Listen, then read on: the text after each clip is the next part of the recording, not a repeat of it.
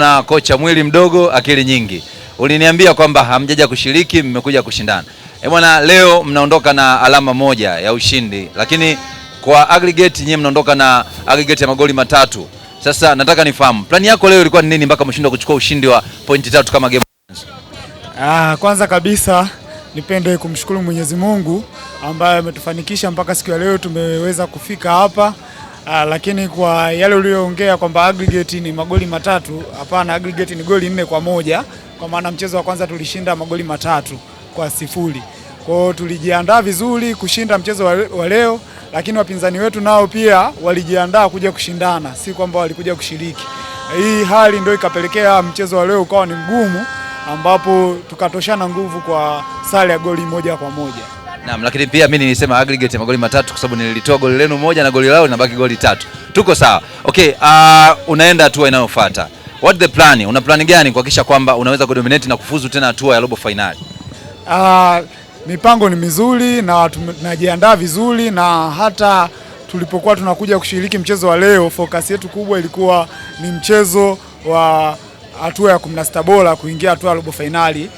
Ndio maana unaona hata maandalizi ya mchezo wa leo si kwamba yalikuwa mabaya, yalikuwa ni mazuri pia, lakini target kubwa ilikuwa ni namna gani tunaweza kukabili mpinzani anayekuja kufuata hatua ya 16 bora, kwa sababu tunajua mashindano yanavyozidi kusogea karibu, unapokaribia na ubingwa ndivyo hali inavyozidi kuwa ngumu.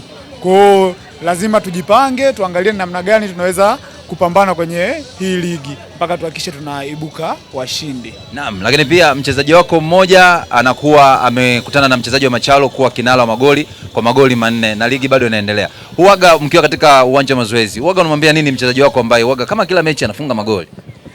Nafikiri kwanza naweza nikasema ni uthubutu.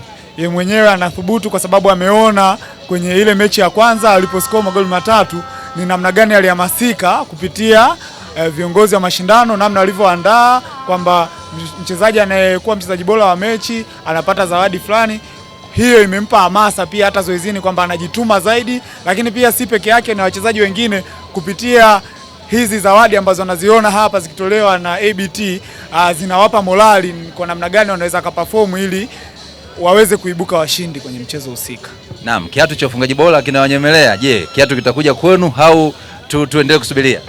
Kudra za Mwenyezi Mungu ndio zinaweza zikabarikia, lakini pia ni pamoja, kwanza ni target ya timu inapozidi kusogea mbele ndipo ambapo hata mchezaji anapata nafasi ya kufunga. Kwa hiyo ili mchezaji aweze kuchukua tuzo, kwanza inatakiwa atimize majukumu ya timu, kwamba timu ihakikishe inapata matokeo mazuri, ndipo na yeye anakuwa na nafasi nzuri ya kuweza kukaribia kuchukua tuzo hiyo ya mfungaji bora. Basi niwatakie kila la heri.